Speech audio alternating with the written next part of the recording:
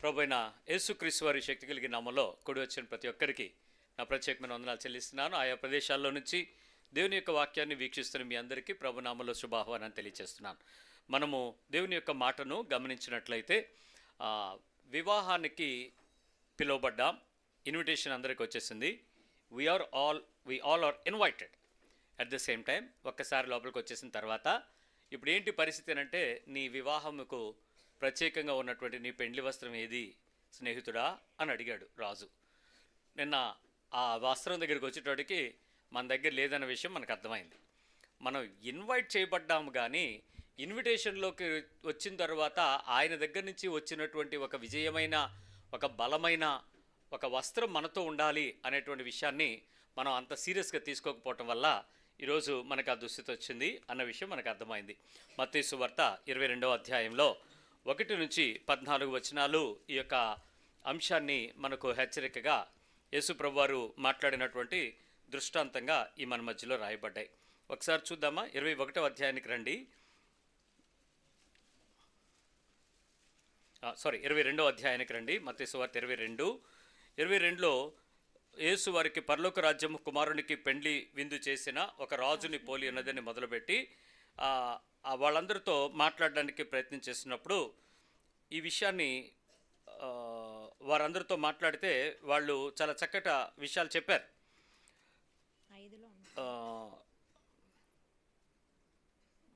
వారు చెప్పిన కారణాలు ఒకసారి చూద్దాం. వారు లక్ష్యము చేయక ఒకడు తన పొలమునకును మరి ఒకడు తన వర్తకమునకును వెళ్ళిరి. ఇదే విషయాన్ని మరి లూకాసు వార్త 14వ అధ్యాయంలో ఒక్కసారి చూద్దామా? 18వ వచనంలో, అయితే వారందరూ ఏక మనసుతో నెపములు చెప్పసాగిరి. ఏంటి? మొదటివాడు, నేనొక పొలము కొనియున్నాను, అవశ్యముగా వెళ్ళి దాన్ని చూడవలెను, నన్ను క్షమింపవలనని నిన్ను వేడుకొనుచున్నాను. చక్కగా మాట్లాడాడు వాడు, చాలా జ్ఞానంగా చెప్పాడు. అయ్యా, మరి పెండ్లి కన్నా నా పొలము నాకు ఇంపార్టెంటు, జాగ్రత్త అని చెప్పాడు అనే విషయం మనం చూస్తున్నాం. ఆలోచించండి, నిజానికి కొన్ని సరిహద్దులు నిర్ణయించాల్సి వచ్చినప్పుడు, కొన్ని పొలము తాలూకా క్వాలిటీని చెక్ చేయాల్సి వచ్చినప్పుడు తప్పకుండా మనకి పెళ్లి కన్నా పొలమే ఇంపార్టెంట్ అయి ఉంటుంది అనేది మనకు అర్థమవుతుంది. ఇక్కడ ఈ ఉపమానం యొక్క అంతము మనకి చూసినప్పుడు ఆ పెండ్లి వస్త్రం లేని వానికి శిక్ష విధించడం అన్న దగ్గర ముగించబడుతుంది. అయితే నేను నిన్న కింద వారం మాట్లాడినప్పుడు చాలా అంశాలు దగ్గర వరకు వెళ్ళాం. మరి ముఖ్యమైనటువంటి విషయాలు కూడా మరికొన్ని ఉన్నాయని చెప్పాను. వాటిని ఈరోజు మనం ఆ లోపలికి వెళ్ళి ఆ వస్త్రం దగ్గర ఏంటో మనం చూడటానికి ప్రయత్నించేద్దాం. ఈరోజు వివాహపు విందుకి పిలువబడినటువంటి మనందరికీ విందులోనికి వచ్చేసాం కాబట్టి, క్రైస్తవులుగా నీ ప్రాధాన్యత ఏంటి అని అడిగితే భోజనంలో మటను చికెను అంటావా? లేకపోతే అక్కడికి వచ్చినప్పుడు ఆ యజమాని మమ్మల్ని చూసే పెళ్లి వస్త్రం అంటారా? ఏది మీకు ఇంపార్టెంటు? విందులోనికి రావడం, యు ఆర్ ఇన్వైటెడ్, కార్డు వచ్చేసింది, వాట్సాప్ కార్డు వచ్చేసింది, లేకపోతే ఇంకో కార్డు ఏదో ఇంటికి వచ్చి పిలిచేసారు, ఏదో జరిగిపోయింది. సో ఇప్పుడు తీరా అక్కడికి వచ్చిన తర్వాత మెనూ కార్డు కావాలా, వస్త్రం కావాలా? నీ ప్రాధాన్యత, దానిని ఏ రీతిగా చూడగలుగుతావు అనే విషయాన్ని మనం ఒక చిన్న టెస్ట్ వేసుకుని ఆ తర్వాత అసలు నెక్స్ట్ విషయం ఏంటో చూద్దాం. ఆలోచించండి, వాళ్ళందరూ ఏక మనసుతో ఏం చెప్పారట? నెపములు. నేను మళ్ళీ చెప్తున్నాను, కారణాలు కాదు, సాకులు, నెపములు. నెపము అనే దానికి వాళ్ళకి అది రీజన్గా ఉండొచ్చు, కారణంగా ఉండొచ్చు, లేక వారికి అది అవసరంగా ఉండొచ్చు, వారికి అది నిజంగా అనిపించవచ్చు, వారికి అది ప్రాధాన్యతగా అనిపించవచ్చు. కానీ దానికి కారణం ఏది ప్రయారిటీ అని అడిగితే వాళ్ళకి అది ప్రయారిటీ అని చెప్పచ్చు. అది వారు చెప్పేటువంటి నెపానికి మనం చెప్పుకునేటువంటి విషయాలు. ఒకవేళ నీ జీవితంలో దేవుని యొక్క రాజ్యం గురించినటువంటి పిలుపు నీ దగ్గరకు వచ్చి ప్రభువు నిన్ను పిలుస్తున్నాడని తెలిసిన తర్వాత, నా జీవితంలో విలువైనది నా కుటుంబం కన్నా కూడా నేను ప్రభు దగ్గరికి వెళ్ళటమే అనేటువంటి విషయం నీకు తెలిసి, నువ్వు విగ్రహాలను విడిచి, లోకాన్ని విడిచి, పరిస్థితులను దాటి ప్రభువుని అంగీకరించి బాప్తిజం తీసుకుని వచ్చేసిన తర్వాత, ఒకవేళ ఇలాంటి పరిస్థితి నీకు ఎదురైతే, నీ ప్రాధాన్యత పొలం అయితే నువ్వేం చేస్తావు? That is question number 1. దేవుని సన్నిధిలో నీకు రావటం నీకు ప్రాముఖ్యత, నీ పొలం రిజిస్ట్రేషన్ ఉంది అక్కడికి వెళ్ళటం ఇంపార్టెంటా? మీ పక్క వాళ్ళని అడగండి, ఏం చెప్తారు? నీ స్థలం రిజిస్ట్రేషన్కి వెళ్తావా, దేవుని సేవ కొరకు దేవుని మందిరం కొరకు వస్తావా? ఏది ఇంపార్టెంట్? రిజిస్ట్రేషన్ చేయించుకోవాలి అనుకుంటే, పొలం చుట్టానికి వెళ్ళాలంటే సరిహద్దులు కలిగిన వాళ్ళు పక్కన వాళ్ళు రావాలి, సాక్షులు రావాలి, డబ్బులు ఇచ్చిన వాళ్ళు రావాలి, కొనుక్కున్న వాళ్ళు రావాలి, డాక్యుమెంట్ రైటర్ రావాలి, అందరు రావాలి. అందరు కలిసి రావాలంటే వాళ్ళకి ఆదివారం ఏమవుతుంది? నువ్వు అక్కడికి వెళ్తావా, దేవుని మందిరంకి వస్తావా?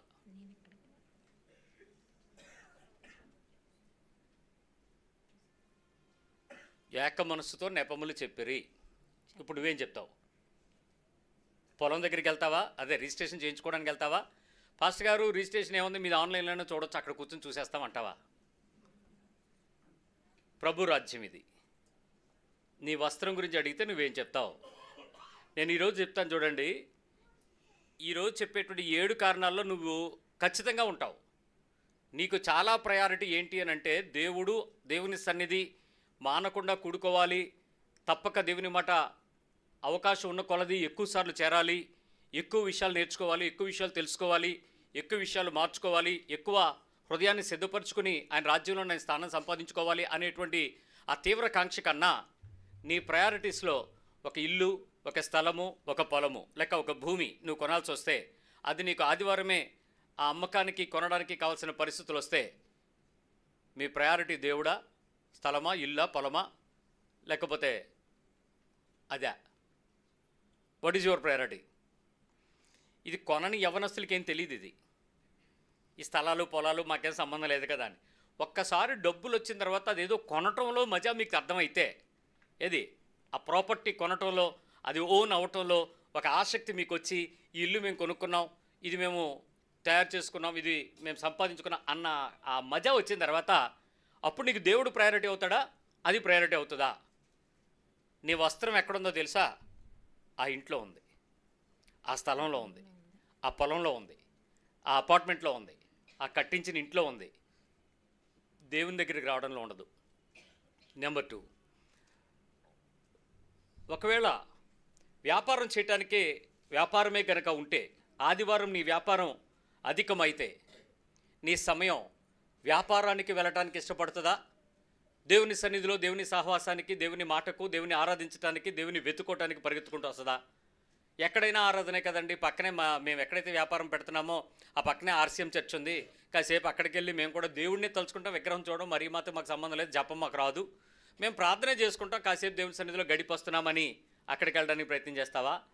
లేదు, ఏ ప్రదేశంలో వెళితే నా హృదయం గాయాలు కట్టబడతాయో, నా మనస్సాక్షి గద్దించబడుతుందో, నా క్రియలు వివరించబడతాయో, నా పాపము ఖండించబడుతుందో, ఎక్కడ నా హృదయంలో దాగి ఉన్నటువంటి రహస్యత వెలికి తీసి ఆ గూడు కట్టిన రక్తాన్ని పిండి ఆ గాయాన్ని శుభ్రం చేసే ప్రదేశము ఇక్కడే అని నాకు తెలిసి, వద్దు అనుకుంటేనే నేను అక్కడికే వెళ్తానండి, పోతే పోయింది వ్యాపారం అని నీ వస్త్రాన్ని ఇక్కడ వెతుకుతావా, అక్కడ వెతుకుతావా?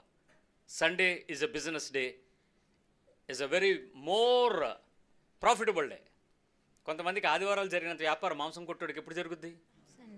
ఖచ్చితంగా అప్పుడే జరుగుద్ది. అలాంటి కొట్లే ఉంటే నీకు వ్యాపారం దేవుడు పక్కన పెడితే వ్యాపారం చేయడానికి వెళ్తారా, దేవుని సన్నిధికి వస్తారా? సండే యూజువల్గా భారతదేశంలోనే కాదు అన్ని దేశాల్లో కూడా హోలీ డే. ఏంటది? It's not holiday, it is a holy day. పదం ఇంగ్లీష్ ఇష్టం వచ్చినట్టు మాట్లాడడం కాదు, సరైన యాక్సెంట్తో మాట్లాడితే ఇట్స్ అ హోలీడే. మాట్లాడలేదే. హోలీడే అంటే ఏంటి? సెలవు కాదు, పరిశుద్ధమైన రోజు. పరిశుద్ధంగా గడపడానికి నీకు 6 రోజులు పని దినాలు, 7వ రోజు విశ్రాంతి దినం, కాబట్టి 7వ రోజు హోలీడే. హోలీగా నేను ఉంటాను కాబట్టి లాభం కానీ, అత్యధిక లాభం కానీ, విపరీతమైన డబ్బు కానీ కాదు, నాకు దేవుని వెతుక్కుంటాను. ఎందుకంటే మత్తయి సువార్తలో మనకు 6:24లో చెప్పాడు, ఏ వ్యక్తి దేవునికి సిరికి దాసుడిగా ఉండడు. సో హాలిడే కాదు, నేను హోలీడేకి వెళ్తాను, దేవుని సన్నిధిలోకి వెళ్తాను అని నువ్వు అనుకున్నప్పుడు మీ మేనేజ్మెంట్ నీకు ఫోన్ చేసి, ఆదివారం మీరు వర్క్ చేస్తే మీకు ఓవర్ టైం ఇస్తాం, డబుల్ డ్యూటీ, డబుల్ శాలరీ అని అంటే ఏం చేస్తావు? సండే వర్క్ చేస్తే నీకు OT, over time, double duty. మామూలుగా జీతం 100 రూపాయలు అయితే ఆదివారం పని చేస్తే మీకు 200 వస్తుంది ఒక్కరోజు. Will you do it? వస్త్రం ఇక్కడ వదిలేసి అక్కడికి వెళ్ళిపోతావా? నీ ప్రయారిటీ ఏంటి? నెంబర్ 3, ఇక్కడ మనకుండేటువంటి పరిస్థితుల్లో సరదాగా కూడా ఆలోచిస్తే, మీకు ఎవరికైనా పెంపుడు జంతువులు కానీ, పాడిచ్చే జంతువులు కానీ మీకుంటే మీ మనసులో ఒకలాగుంటాయి. దేవుని వాక్యం ఏం చెప్తుందంటే, నీతిమంతుడు తన పశువులను దయతో పరిపాలిస్తాడట. చాలా కంపాషనేట్గా, హార్ట్ఫుల్గా, కైండ్గా ఉండి వాటిని చూస్తాడు. మీకు తెలుసా, ఇంట్లో 6 ఉండి ఒక కుక్క ఉంటే 6 బిర్యానీ తిన్నా కుక్క అన్నం తినకపోతే ఎవడ బిర్యానీ తినడం, వండుకున్నా కూడా. ఎందుకో తెలుసా, ఆ నొప్పి అలా ఉంటుంది, మీకు తెలియదు. ఆ కుక్క అన్నం తినలేదు, కుక్క టాయిలెట్ చేయలేదు, కుక్క పడుకోలేదు, కుక్క అంటే మీ కుక్కే. ఆ ఇంటివాడికి ఇంట్లో మనుషులతో సమానం.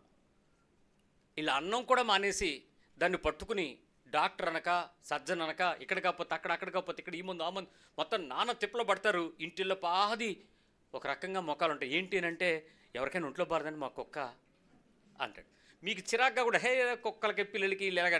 కానీ వాళ్ళు ఎంత దయగా ఉంటారంటే, అది ఏంటో మరి మనకు తెలియదు. అదే పాలు ఇచ్చే పశువులు కలిగిన వాళ్ళు కూడా అంతే.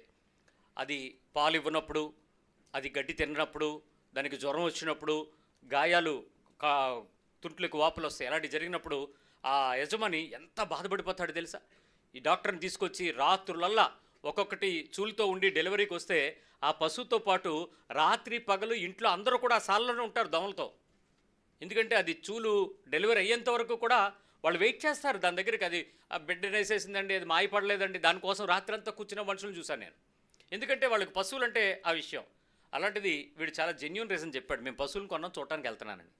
ఒకవేళ నీ ఇంట్లో అలాంటి పశువులు ఉంటే, ఆ టైంలో ప్రార్థన ఉంటే, నీ కుక్కకు ఒంట్లో బాగోపోతే, పిల్లికి ఒంట్లో బాగోపోతే, చేపకు గుడ్లు పెట్టకపోతే, అదే ఎక్వేరియంలో, అలాంటి పరిస్థితులను వదిలేసి నువ్వు దేవుడి దగ్గరికి వస్తావా, అక్కడే ఉంటావా, ఏం చేస్తావు? What's your heart? యేసుప్రభువారు అడిగిన విషయమే. నెంబర్ 3. నెంబర్ 4, పెళ్ళి చాలా important. Marriage is more important. నేను చాలాసార్లు చూస్తాను, పెళ్లి కోసం చర్చకు వచ్చేవాళ్ళు చాలామంది ఉంటారు. ఎందుకంటే కార్యక్రమాలన్నీ పాస్ గారి పేరు మీద వెళ్ళిపోతాయి, ఫ్రీ ఆఫ్ కాస్ట్. ప్రసంగానికి డబ్బులు ఇవ్వక్కర్లేదు, పెళ్ళికి డబ్బులు ఇవ్వక్కర్లేదు. కళ్యాణ మండపం కొంచెం ఖర్చు లేదు చూసుకుంటే చాలా కంఫర్ట్గా అయిపోద్ది పెళ్ళి. ఓకే, పెళ్లి కోసం వచ్చేవాళ్ళు ఉన్నారు, పెళ్లి చేయించుకునేవాళ్ళు ఉన్నారు, తర్వాత కనబడిన వాళ్ళు కూడా ఉన్నారు. వాళ్ళ వస్త్రం ఎక్కడుందో తెలియదు. సరే, let me come to the point. ఒకవేళ మ్యారేజ్ ఒక్కసారి ప్రపోజల్కి స్టార్ట్ అయిన తర్వాత రాక పోక, తిరుగుడు మరుగుడు చాలా ఉంటాయి. పెళ్లి బజారు, అదే బట్టలు, సూట్లు, టైలు, లేసులు, మీ గౌన్లు, మీ సూట్లు, ఒకటేంటి మీ భోజనం మెనూలు, దానికి శాంపిల్ ఇంటికి రావడం, మీరు వెళ్ళడం, వాళ్ళు ఇక్కడికి రావడం, వీళ్ళు అక్కడికి రావడం, కార్యక్రమాలు ఉంటాయి. ఈ మధ్యలో చాలా ఆదివారాలు కూడా ఉంటాయి. ఎక్కడ ఉంటారు అప్పుడు? ఆ టైంలో మీ వస్త్రం ఎక్కడ ఉంటుంది? సూట్ కేసులో ఉంటుంది. మనం ఎక్కడ ఉంటాం? కాబట్టి కార్యక్రమాల్లో మీకు ప్రయారిటీ వచ్చేటప్పుడు విందుకి వెళ్ళిపోయినంత వరకు బాగానే ఉంది, కానీ విందు దగ్గర వస్త్రం గురించి అడిగితే, క్రైస్తవుడిగా నీ ప్రాధాన్యత ఏంటి అని అడిగితే, ఆ టైంలో నీ వివాహం గురించినటువంటి ఏర్పాట్ల, ఆ వివాహం పక్కనే ఉంటుంది, అది ఎప్పటికైనా జరుగుద్దండి ప్రభు సన్నిధి అని చెప్పి ప్రభు దగ్గరికి వచ్చేటువంటి ఆశా ఆసక్తియా? ఆలోచించండి. సంసారము, సుఖము, సంతోషం, బాధ్యత, ఇవన్నీ దేవుని ఉద్దేశాలే, అవన్నీ దేవుని నీతియే, అవన్నీ ఇంపార్టెంటే. కానీ వాటికి ఇచ్చేటువంటి ప్రయారిటీ కంటే ఆయన దగ్గరికి వచ్చి మరియ ఉత్తమమైనదాన్ని ఎంచుకుని రాసింది. ఎక్కడ ఉత్తమమైనది ఎంచుకుంది? మరియా యేసుక్రీస్తు పాదాల దగ్గర కూర్చుని దేవుని మాటలు వినడానికి ఇష్టపడింది. మరి అదే టైంలో నీ పెళ్లి మజారు ఎవరు చేస్తారు? నీ పెళ్లి మార్కెట్కి ఎవరు చేస్తారు? ఆన్లైన్లో షాపింగ్, ఆఫ్లైన్లోకి వెళ్ళి నువ్వు ట్రైలు ఎవరిస్తాడు? మరి మీరే చేసుకోవాలి కదా. మరి దేవుని సన్నిధిని వెతుకుతారా, వస్త్రం కోసం అక్కడికి వెళ్ళి వెతుక్కుంటారా? చూసుకోండి. నెంబర్ 5, ఒకసారి యాకోబు పత్రిక రండి, 13వ వచనంకి రండి. 4వ అధ్యాయం 13వ వచనం. James chapter 4 verse 13.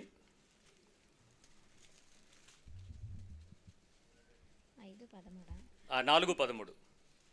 నేడైనను రేపైనను ఒకానొక పట్టణమునకు వెళ్ళి, దుబాయ్ వెళ్దాం అనుకుంటున్నాను, వెళ్ళి అక్కడ 1 సంవత్సరము ఉండి, పోతే పోయింది, 1 సంవత్సరం అమెరికాలో ఉండి, వ్యాపారం చేసి, 1 సంవత్సరం ఆస్ట్రేలియాకి వెళ్ళి, 1 సంవత్సరం బిజినెస్ చేసి, 1 సంవత్సరం వ్యాపారం చేసేస్తే, 1 సంవత్సరం షాప్ పెట్టేస్తే, 1 సంవత్సరం అక్కడికి వెళ్ళి ఏదైనా చేసేస్తే లైఫ్ సెటిల్ అయిపోద్ది. ఈ టైంలో లాభం సంపాదించమ రండని. అదే మరి లైఫ్ సెటిల్ అయిపోద్ది అంటే లాభం సంపాదించుకుందాం. 1 ఇయర్ 1 సంవత్సరం. ఎంతోమందికి ఆసక్తి ఉంది, వెళ్ళి బిజినెస్ చేద్దాం, వెళ్ళి జాబ్ చూసుకుందాం, 1 సంవత్సరం సెటిల్ చేసుకుని వచ్చేద్దాం, డబ్బులు వచ్చేస్తాయి, అక్కడైతే దేనార్లు వస్తాయి, ఇక్కడికి వచ్చేటప్పుడు డబుల్ అవుతుంది, జర్మనీ వెళ్దాం, యూరోలు వస్తాయి, అమెరికా వెళ్దాం, డాలర్లు వస్తాయి, అక్కడెక్కడికో వెళ్దాం, ఇంకేదో వస్తుంది, మొత్తానికి వచ్చి లాభం సంపాదించుకుందాం, వ్యాపారం చేసి లాభం సంపాదించు రండి అని చెప్పుకుని వాళ్ళారా. రేపేమి సంభవించినో మీకు తెలియదు, మీ జీవం ఏపాటిది, మీరు కొంతసేపు కనబడి అంతలో మాయమైపోవు ఆవిరి వంటి వారే. ఈ విషయం ఎవరికి చెప్తున్నాడో తెలుసా?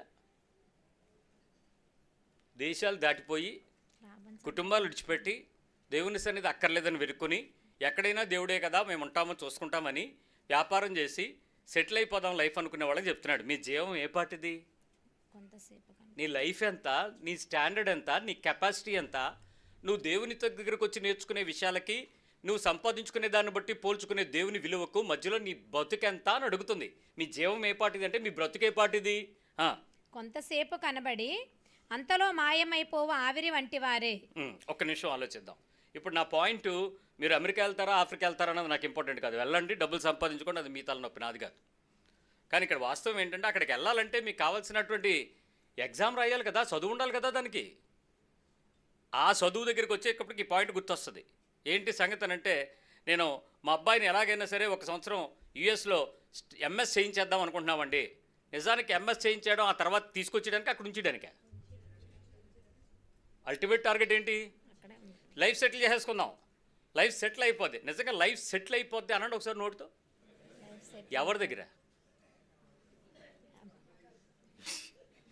దగ్గర అవ్వాలి నీ లైఫ్ సెటిల్మెంట్? దేవుడి దగ్గర, ఆ భూమి మీద. నువ్వే దేశంలోకి వెళ్ళు నువ్వు బానిసవే, నీ సొంత దేశంలో తప్ప. నువ్వే దేశంలోకి వెళ్ళు నువ్వు ఆ నోటికి బానిసవే, ఆ చట్టానికి బానిసవే, ఆ ప్రదేశానికి బానిసవే. ఇంకొంచెం రోజుల్లోనే మనం తరం పడతాం, పరిగెత్తుకుంటూ వస్తాం. ఇప్పుడు ఎలాగైతే భారతదేశంలో మీరు క్రైస్తవులు ఇతర దేశానికి పొండి అని అంటున్నారో, నిన్న మధ్యాహ్నం, నిన్న అంటే మన ఇండియన్ టైం దాటితే శుక్రవారం సాయంత్రం 7:30 గంటలకి అమెరికన్ సోల్జరు అమెరికన్ వాళ్ళ ప్రోగ్రెసివ్ మెంబర్స్ అందరినీ కూడబెట్టి, ఈ ముస్లిమ్సు హిందూసు మన అమెరికాకు వచ్చేది ఎందుకు, మనల్ని సెక్యులర్ కంట్రీగా మార్చేయటానికి, వాళ్ళ దేశంగా మార్చడం కోసమే, కాబట్టి వాళ్ళని మన దేశంలో ఉంచొద్దని స్టార్ట్ చేశాడు.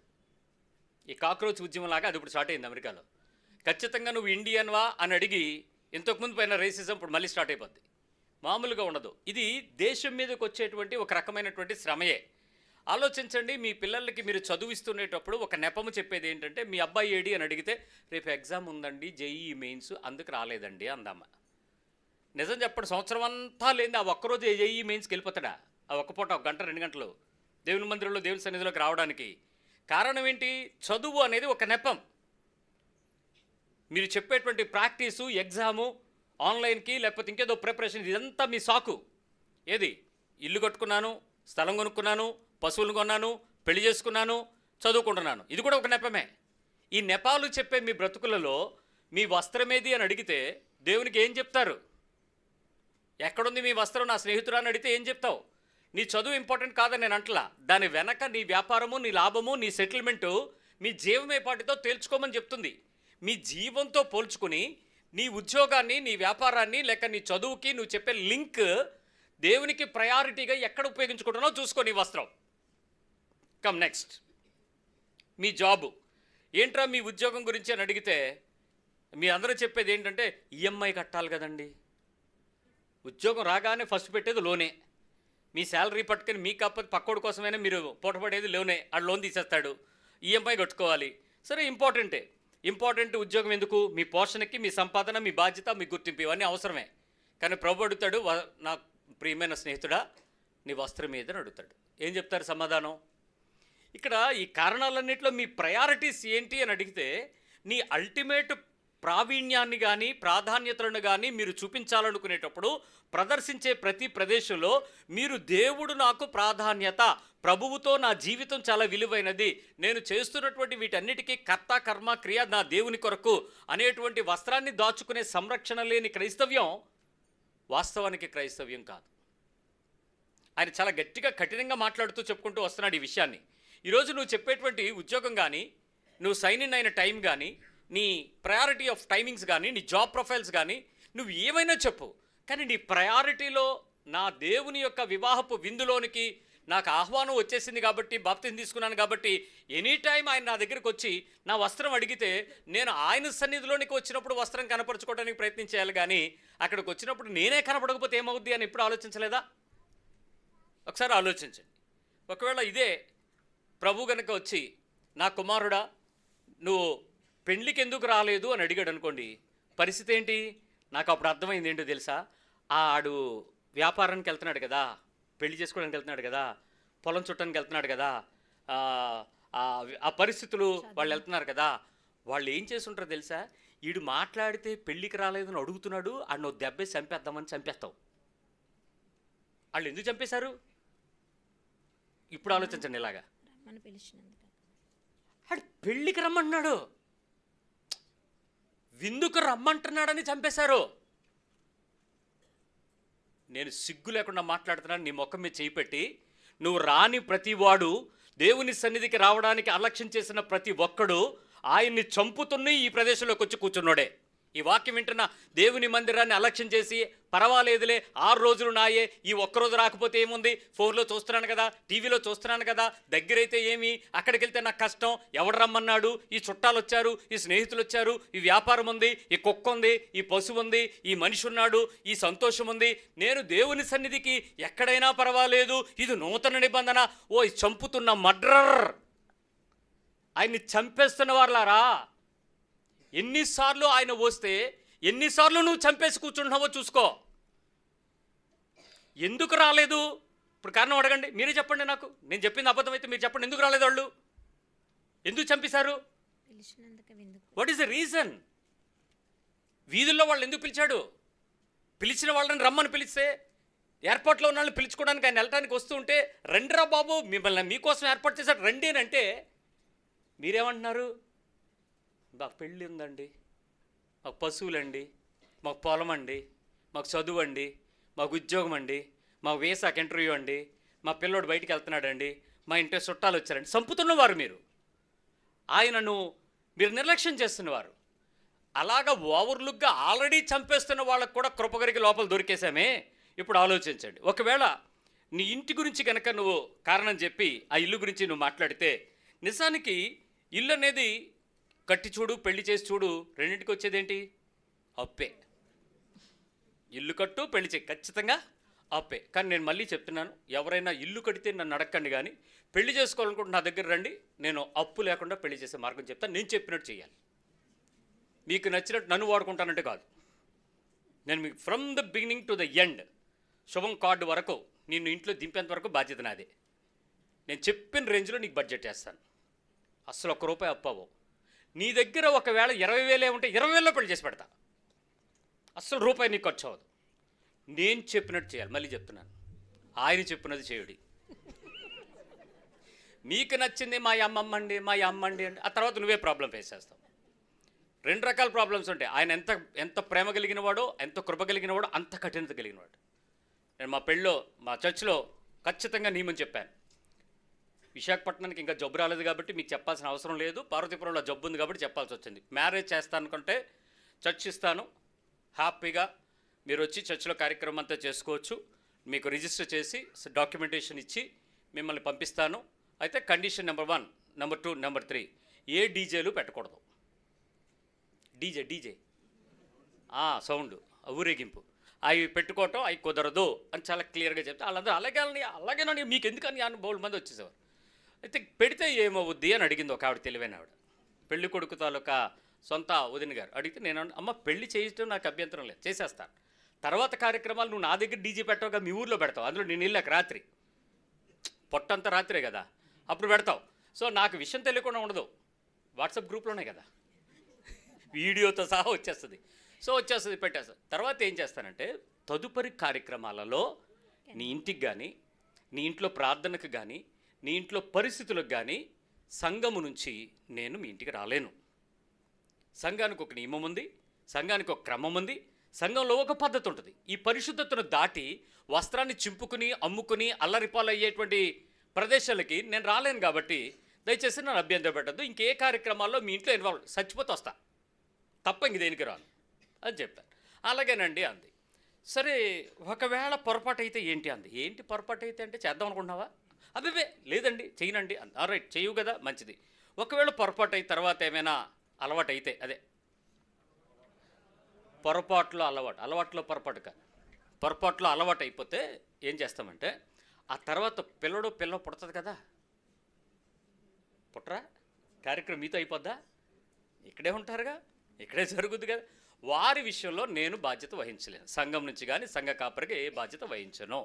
నిన్న వారం ఒక్కరోడు వచ్చాడు బాబుని ఎత్తుకుని, అనయ్య దేవుడు బాబునిచ్చాడు అనయ్య, చాలా సంతోషంగా ఏదైనా ఇవ్వన్నాను, ఎత్తుకున్నాను. దేవునికి స్తోత్రం. చిన్న ప్రార్థన చేసి సరే పట్టుకెళ్ళి అన్నయ్య వచ్చే వారం పేరు పెట్టాలని అని. ఎలా పెడతాంరా, పాపం వీడికేం తెలియదు. వీడు దేవుడు దీవెన వచ్చేసాడు మీ చేతిలోకి, పుట్టేశాడు. కానీ వీడు చేసిన పని ఏంటంటే, ఏదైతే వద్దని ఖచ్చితంగా చెప్పామో అదే వాళ్ళ అమ్మమ్మ చచ్చిపోయేలోపు కనీసం ఆ ఒక్కసారిదా తీసుకోకపోతే ఎలాగైనా నేను డ్యాన్స్ చేసి చచ్చిపోతాను పెట్టాను డీజే. 5 వారాల పెన్షన్ డబ్బులు ఉన్నాయి, నీకు ఎందుకు నువ్వు పెట్టి నేను ఇస్తానన్నట. మొత్తాన్ని డీజే పెట్టుకుని డ్యాన్స్లు వేసుకుని వెళ్ళిపోయాడు. ఆ కార్యక్రమం అయిపోయింది. ఆ తర్వాత విషయం తెలిసింది. ఇప్పుడు పిల్లోడు పుట్టాడు 2 సంవత్సరాలకి. ఇప్పుడు ఆ పిల్లోడికి పేరు పెట్టమని వచ్చాడు. చర్చ్ అంతా వెయిట్ చేస్తుంది, ఆడ ఏం చేస్తాడు అన్నయ్య అని. వాడికి చల్లగా చెప్పి పంపించాను, మీ ఇంట్లో పెట్టేసుకుంటారా, చర్చిలో ఈ కార్యక్రమాలు జరగవు, ఏమనుకోవద్దు, మొమ్మట పడద్దు, జాగ్రత్త. మీరు ఒకవేళ నన్ను మీరు అభ్యంతరపడి నేను కఠినంగా ఉన్నానని నీకు అనిపిస్తే నువ్వు ఎక్కడికి వెళ్ళినా నేనేమన్నావు అంటే ఏంటి అర్థం, అది మీకు అర్థమైనట్టే. సో మీ ఇష్టం, నన్ను వదిలేయండి అని చెప్పాను. అలా కాదనియా, తప్పు అయిపోయిందనియా. తప్పు ఇప్పుడు కాదు, నీ వస్త్రం పోయిన తర్వాత కాళ్ళు చేతులు కట్టి బయటేయడమే ఉంటుంది. నీ వస్త్రాన్ని నువ్వు పారేసుకున్న తర్వాత, దాచేసుకున్న తర్వాత, మడత పెట్టేసుకున్న తర్వాత, చింపేసుకున్న తర్వాత నువ్వు కోరుకున్నట్టు జరగాలి అని అంటే నీ వల్ల కాదు. వచ్చిన తర్వాత బయటికి వెళ్ళి వచ్చేటప్పుడు ఎలా వచ్చి ఉంటారు జనరల్గా, పెళ్ళికి వచ్చేటప్పుడు ఎలా వస్తాను చెప్పండి, నేనే అనుకున్నట్టు వచ్చి ఉంటాడు. వెళ్ళేటప్పుడు ఎలా వెళ్తున్నాడు, కాళ్ళు కట్టేసి తాళ్ళు కట్టేసి మొత్తం ఒళ్ళంతా పైనుంచి కిందకి తాళ్ళు బిగించి తీసుకెళ్తున్నారు, మోసుకెళ్తున్నారు, సచ్చిన శవాన్ని మోసుకున్నట్టు. కాబట్టి నేనేం చేయలేను అని చెప్పాను. నేను అందుకే చెప్తున్నాను, మీకు నచ్చినట్టుగా చేయడం అంటే నా వల్ల కాదు. కానీ నన్ను అడిగి మీరు అప్పులు పాలవకుండా చేస్తానంటే మీకు 10,000 పట్టుకురండి, మీకు పెళ్లి చేసి పెడతాను. ఇంకా చెప్తాను, నా దగ్గర లేవనియా, నాకు పెళ్లి చేయని, పిల్లని తీసుకురండి, లేదా పిల్లని తీసుకురండి, రూపాయి మీ దగ్గర తీసుకోను, రూపాయి మీకు ఖర్చు అవ్వదు, పెళ్ళి అయిపోతుంది. ఇక్కడ డేటు టైము అవన్నీ మీకు సంబంధం లేదు. 500 మంది కూర్చున్నారు, పెళ్ళి అవుతాయి, మీకు ఇంకేం కావాలి? మీకు 8:30 వరకు ప్రార్థన, 8:30 నుంచి 9:30 పెళ్ళి అయిపోయా. ఏం కావాలి మీకు? ప్రజల ఆమోదం, ప్రభుత్వ ఆమోదం, పాస్టర్గా నేను ఆమోదం, ఏం కావాలి మీకు? పెళ్ళి దమ్మిడి ఖర్చు అవ్వదు, బ్రహ్మాండంగా అవుతుంది పెళ్ళి. దండలు వేస్తే పెళ్ళా, రింగులు పెడితే పెళ్ళా కాదుగా. కార్యక్రమం ఏదైనా చేసుకోవచ్చు. సో ఆలోచించుకోండి. రైట్, ఓవరాల్గా నీ పిలుపు విందుకు సిద్ధపాటు అని చెప్పగలవా? ఇప్పుడు నేను చెప్పినటువంటి 7 రీజన్స్: పొలము, వ్యాపారము, పశువు, పెళ్ళి, చదువు, ఉద్యోగము, ఇల్లు. ఈ 7 నీ ప్రాధాన్యత ఏంటి అని అడిగితే ప్రభువే అని చెప్తావా? ఈ 7 ABCDEFCH ఐ దగ్గర ఏమన్నా అటు ఇటు తేడా ఊస్తా, ఏం చెప్తావు? Let me come. ఆహ్వానాన్ని తిరస్కరించి వెలుపటికి చీకటికి వెళ్ళిపోయినటువంటి పరిస్థితుల్లో ప్రమాదకరమైన పరిస్థితులు 7 సందర్భాలు జరుగుతాయి. ఇవి హెచ్చరికగా వినటానికి ప్రయత్నించాయి. వెలుపటికి వెళితే ఏమవుద్దో ముందు మీకు తెలియాలి. Matthew 8:12, మత్తయి సువార్త 8:12. రాజ్య సంబంధులు, రాజ్య కుమారులు, రాజ్య సంబంధులు అనే పదం దగ్గర ఇప్పుడు రాజ్యానికి కుమారులు అయి ఉంటారు. వెలుపటి చీకటిలోనికి త్రోయబడుదురు, అక్కడ ఏడుపును, ఏముంది? ఏడుపు పండ్లు కొరుకుటయు ఉండునని మీతో చెప్పుచున్నాను అనెను. అంటే తెలియదు కాబట్టి మనకి క్లారిటీ ఇచ్చాడు. రాజ్య సంబంధులు అనగా దేవుని యొక్క కుమారులు, పెళ్లికి పిలువబడినటువంటి సొంత మనుషులే, సొంతోళ్లే. ఎక్కడ ఉంటారు? వెలుపలంటే చీకటి అంటే అక్కడ ఏముందో చదవండి, ఏముంటుంది చీకట్లో? ఏడుపు, పండ్లు కొరుకుట. ఒకసారి ఏడవద్దు కానీ పళ్ళు కొరకండి. మీ చేతులు, మీ పళ్ళు మీ దగ్గర ఉంటాయి కదా, ఊడిపోకుండా ఉన్నంత వరకు కొరకండి. వచ్చింది చప్పుడు? అదన్నమాట. అంటే బాధ తట్టుకోలేనప్పుడు పళ్ళు కొరుకుతాం, కోపం ఎక్కువైపోయినప్పుడు పళ్ళు కొరుకుతాం, అణుచుకోలేనప్పుడు పళ్ళు కొరుకుతాం, దాని నుంచి బయటకు రావడానికి తిప్పలు పడినప్పుడు పళ్ళు కొరుకుతాం. ఇంకా ఎంత బాధ అంటే ఇంకా ఏదో ఒకటి చేసేయాలని ఏమీ చేయలేనప్పుడు పళ్ళు కొరుకుతాం. ఎందుకు? అప్పుడు నువ్వు ఎక్కడుంటావు? ఇవన్నీ కొరికేటప్పటికి నువ్వు బయట ఉంటావు. ఇంక కొరుక్కోవడమే మిగులుతుంది లాస్ట్కి. అదే అన్నట్టు ఇంక నీ ఫ్రస్ట్రేషన్ పీక్కెళ్ళి ఏం చేయాలో తెలియక అంటుంటే అందరూ అక్కడ నుంచి నీ పక్కనోడు వచ్చి నిన్ను ఆడి చూసి ఆడి నిన్ను చూసి నిన్ను బట్టే నేనే అంటాడు. భార్య ఉంటుంది పక్కన. అప్పుడు ఆడు చూసి నేనేనా అంటది నిన్ను చూసి. నువ్వేమో చీర కోసం దెబ్బలాడావు, ఈయనేమో టై కలర్ కోసం దెబ్బలాడుకున్నారు. ఇద్దరు కలిపారు, ఆహ్వానం నుంచి వెలుపలకు తోసిపడ్డారు. దేనివల్ల అయిందో తెలియదు. అది అప్పు అయ్యిందో, అది డబ్బులు వచ్చినాయో, అది మందుల గురించి గొడవో, పిల్లల గురించి గొడవో, పేరెంటాన్ని తీసుకెళ్ళలేదని గొడవో, ఆఖరికి దేవుడు అయితే గొడవ కాదు, కారణం అయితే లోకమే, డౌటే లేదు. దేవుడి గురించి మేము గొడవ పడి చర్చికి ముందు వచ్చామన్నాడు ఒక్కడిని చూపించండి. మానేసినోడు ఉంటారు. కానీ మీ ఇంట్లో ప్రాబ్లం వస్తే ఫస్ట్ కోపం ఆవిడ మీదకి వస్తుంది. చర్చికి ఎందుకు వెళ్ళాలి? అదే అరే ఇప్పుడు మన ఇద్దరు దెబ్బలాడుకున్నాం, ఇప్పుడు మనకు సమస్యకి సమాధానకర్త ప్రభు. పోతే పోయిందా, దెబ్బలాడు బండే కదా, చర్చికి వెళ్ళిపోదాం అన్నోడు ఎవడన్నా ఉంటాడా? జబర్దస్త్ పెడతాడు, ఆవిడ ఎక్స్ట్రా జబర్దస్త్ పెడుతుంది. మళ్ళీ గొడవ ఇద్దరికి. మామూలు జబర్దస్త్ పెట్టండి, లేదు ఎక్స్ట్రా పెడతానంటది ఆవిడ. మీ ఇద్దరు గొడవలు ఆడుకోండి. దేవుని సన్నిధి అయిపోయాక అమ్మయ్య. అసలు రాజ్య సంబంధులు వెలుపట అంటే ఏముంటుందట? 25వ అధ్యాయం 30వ వచనంకి రామ్మ, కన్ఫర్మేషన్కి ఒకసారి చూపిస్తాను నీకు. మరియు మాథ్యూ 25:30. మరియు పనికి మాలిన ఆ దాసుని వెలుపటి చీకటిలోనికి త్రోసివేయుడి. ఎవడాడు పనికొచ్చాడో పనికిరానోడే? పనికి మాలిన. ఏది ఇన్విటేషన్ పట్టుకుని లోపల వరకు వచ్చి వస్త్రం లేనోడు పనోడు పనికొచ్చినాడో పనికి మాలినోడే? అంటే ఈ గ్రూపు వేరైనా డిగ్రీ ఒకటే. పిలిచిన వాళ్ళందరూ లోపల ఉంటే పిలిచి ఇష్టానుసారం బతికే వాళ్ళందరూ వెలుపల ఉన్నారని అర్థం. పనికి మాలినోళ్ళు ఏం చేశారు వీళ్ళందరూ? అక్కడేముంది? అక్కడ ఏడుపును పండ్లు కొరుకుటి ఉండునను. అంటే ఇప్పుడు కన్ఫర్మేషన్ 2 సార్లు చెప్పాడు యేసుప్రభు. ఏమని? నువ్వు బయటికి వెళ్ళిపోతే ఏముంటుంది అక్కడ? ఏడుపు, ఏసీ, బిర్యానీ. ఈ రెండిటి కోసం నువ్వు ఏ పెళ్ళికి వెళ్ళావో ఆ పెళ్లిలో నుంచి నేను బయట పెట్టేస్తాడు. ఆ పెళ్లిలో నుంచి నువ్వు వెళ్ళేది ఏడుపుకి, పళ్ళు కొరకడానికి. అక్కడ లైట్లు జిగేల్ జిగేల్ అనేటువంటి వెనక నుంచి వచ్చే పొగలో ఉండవు, చీకటి. చీకట్లో నువ్వు ఏడుస్తుంటే నీ ఏడుపిని పక్కోళ్ళు అందరూ ఏడుపు కొట్టోళ్ళు ఉంటారు కదా, పనికిమాలినోళ్ళు, మీ గుంపు, మన గుంపు అంతా. ఆ గుంపు అంతా వచ్చి అనుకుంటారంట, ఈ ఏడుపు ఎక్కడో విన్నట్టుందే అని. ఆడు గుర్తుపడతానే ఉంటాడు ఆ ఏడుపు కొట్టి దేవతావు, కానీ అడగలేడు, చెప్పుకోలేరు. అదొక గొప్ప సందడండి చీకట్లో. పొళ్ళు కొరుకుట, ఏడుపు.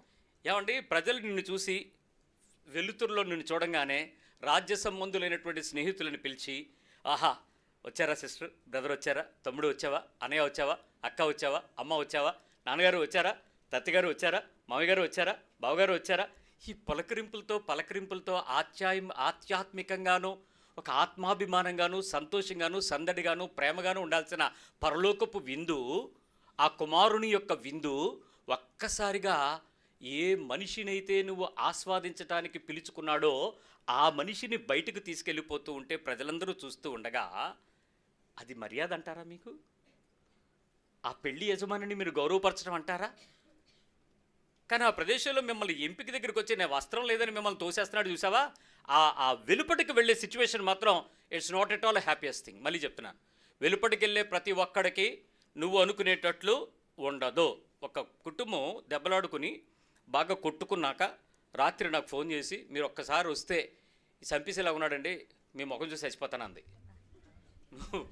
నేను రాకపోయినా చస్తాను, ఎందుకంటే లాస్ట్ కాల్ నాదే కదా, కాబట్టి అదేదో నేను వెళ్ళాల్సిందే అని చెప్పి ఇంట్లో వాళ్ళకి సర్ది చెప్పి, అమ్మ ఒకవేళ రాకపోతే బెయిల్ ఎలా తయారు చేయాలో నేను మా ఫ్రెండ్ కూడా ఫోన్ చేసి, ఒరే అమ్మ ఫోన్ చేస్తుంది, ఏంట్రా మా వాడు రాలేదని, అప్పుడు నువ్వు ఖచ్చితంగా బెయిల్ పేపర్లు రెడీ చేసుకుని నా కోసం కూడా రా, నేను సాక్షిగా ఇరుక్కుని ఉంటాను అని అన్నీ చెప్పుకొని ఆ ఇంటికి వెళ్ళిన తర్వాత కత్తి చేత్తో పట్టుకుని కూర్చుని ఉంది ఆవిడ.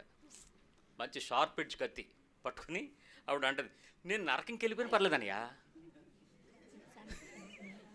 ఆడిని మాత్రం సాఫ్ట్గా ఉంచను, చీరిసి చంపిసి పొడిచేసి నేను జైలుకైనా వెళ్ళిపోతాను, నరకం నాకు కొత్త కాదు, పెళ్ళైనప్పటి నుంచి పడుతున్నాను.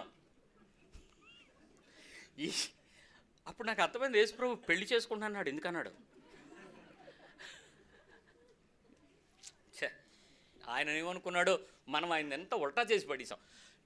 నేను నరకానికి వెళ్ళిపోతాను, నువ్వు వెళ్ళిపోతావు, నరకానికి వెళ్ళిపోతాను కదా, మీ ఇద్దరు పొండి, నాకేం సంబంధం లేదు, నన్ను పిలిచావు, ఇప్పుడు నన్ను తీసుకెళ్ళి జైల్లో సువార్త చెప్పమంటావు, అకారణంగా నేను సాక్షిని అయిపోయాను. ఇప్పుడు రాకపోతే ప్రాబ్లం, కింద వాచ్మెన్ కూడా చెప్పొచ్చాను, అరే నేను పాస్టర్ని, నన్ను వాళ్ళు పిలిచారు అందుకే వస్తున్నాను, మరి 2 సార్లు చెప్పొచ్చాను, రేపు నాకు సాక్షి ఉండాలి కదా, లేకపోతే ఈడు అదే నేను ఆవిడ కలిసి చంపేశారండి అంటే ఏ రోజు ఏ వార్త ఎలాగైనా అయిపోద్ది. పొడిపించుకున్నాడో తెలీదు, పొడుచుకున్నాడో తెలీదు. ఇప్పుడు క్రైస్తవులందరూ చెడ్డలో అయిపోలే, అలాగే అయిపోతాం. కాబట్టి జాగ్రత్తగా ఉండాలి, నా సాక్షిని నేను కాపాడుకోవాలి. సో తీరా వెళ్ళాను, ఆవిడని బతిని ఆడుతుంటే కత్తిచ్చి అమ్మ అని అంటే తేలిపోలే వాళ్ళంతే. అమ్మ ఎన్ని గంటలని స్టార్ట్ అయిందని, ఎన్ని గంటలు ఏంటన్నా, 1 గంట నుంచి కొడుతున్నాడు, నేను 6 గంటల నుంచి కత్తి పట్టుకుని కూర్చోబెట్టాను, నువ్వు 8:30 వరకు వచ్చావు, 2:30 గంటలు చూడు తడిసిపోయింది కింద బెడ్ అంతా, అలాగ ఉండాలి నేనంటే. ఇప్పుడు దీంతో 4 పోట్లు పొడిచి తర్వాత ఏదైతే అవనాయి ఆడిని బతకనే ఉన్నాను. ఆల్రెడీ ఆయన ఏమన్నా సౌమ్యంగా ఉన్నాడా? ఫుల్ పటాస్, అసలు మామూలుగా లేదు ఇంట్లో తగు. అప్పటికే చిందర బందర సామాన్లన్నీ ఇష్టం వచ్చినట్టు పడిపోయి ఏమి పరిస్థితి అంత. పక్కింటి ఆయన దగ్గరికి వెళ్ళి వస్తానమ్మా అంటే వద్దు వెళ్ళకండి, మా ప్రాబ్లమ్స్ వాళ్ళకి తెలియదు అంటున్నాడు తాగేసి ఆయన. తెలీదా?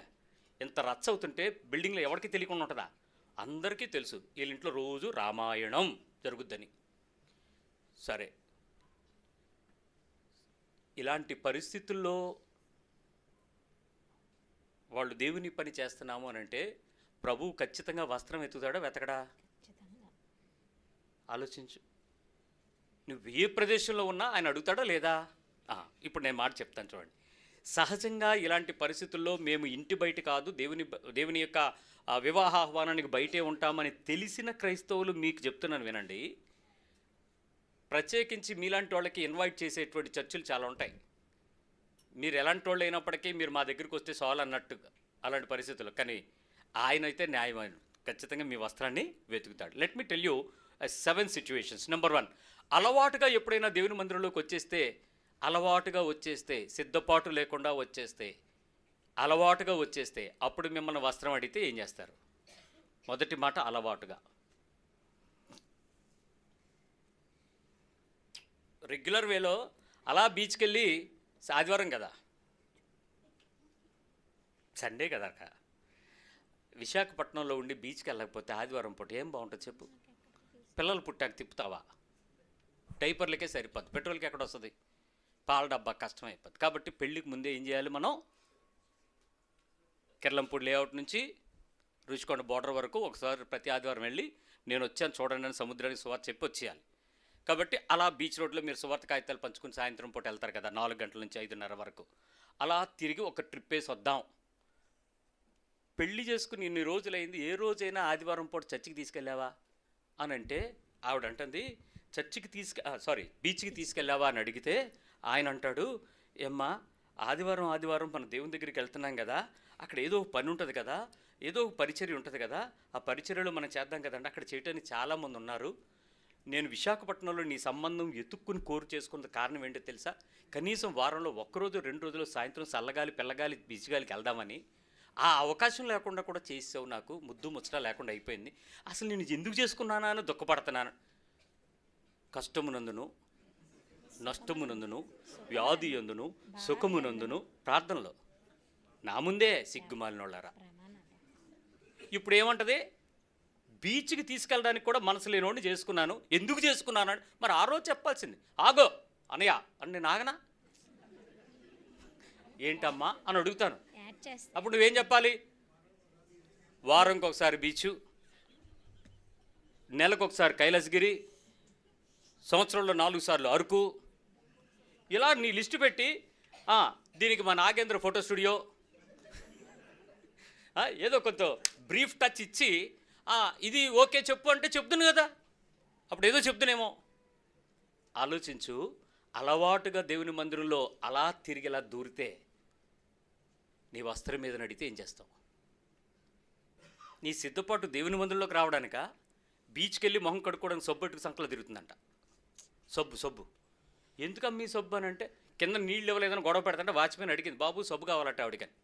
సబ్బు ఏంటి అని అడిగితే సబ్బు తెచ్చుకున్నానని అంటుంది. ఎందుకంటే మొహం కడుక్కోవడానికి. ఏమైందంటే జిడ్డు ఎత్తిపోయిందంటే ఏం చేసావు అని అంటే బీచ్కి వెళ్ళి వచ్చాను. ఇప్పుడు ఆవిడ బాధ ఏంటంటే బీచ్కి వెళ్ళి వచ్చింది మొహం అంటుకుంటుంది, ఉప్పుగాలి కదా, అందుకు ఏదో చేసుకోవటానికి అన్నటువంటిది ఆలోచన. సరే, నీ ప్రాబ్లమ్స్ నీకు ఉండొచ్చు, కానీ దేవుని మందిరంలోనికి నువ్వు ఏ సిద్ధపాటుతో వచ్చావని అడగడా? వస్త్రం గురించి చెప్తున్నాను నీకో. ఇప్పటికీ మీలో చాలామందికి ఇంకా బీచ్కి వెళ్ళలేదనే నొప్పి చచ్చిపోతుంది, తిప్పట్లేదనే నొప్పి, తిరగట్లేదనే బాధ, తిరగలేకపోతున్నామని ఏడుపు, తిరగలేకపోతున్నామని నిందించుకోవడం. ఏం బాధలర్రా మీవి? ప్రభు సన్నిధికి వస్తున్నాము, వారంలో 1 రోజు దేవుని సన్నిధికి పరుగెత్తుకుని వెళ్ళాలి, ఆయన్ని చంపకూడదు, నేను బతకాలి, ప్రభు కొరకు నేను వెళ్ళి ఆ ప్రదేశంలో కూర్చుని ఆ ఘనమైన దేవుని మహిమను నేను చూడాలి. అది రాకపోతే అలవాటుగా వస్తే నెంబర్ 1. నెంబర్ 2, రాకపోతే నష్టము బాధలు వస్తాయేమో అనే బాధతో దేవుని మందిరంలోకి వస్తున్నావేమో. ఇది కూడా నీ వస్త్రం వెతుకున్నట్టే. రాకపోతే బాధలు.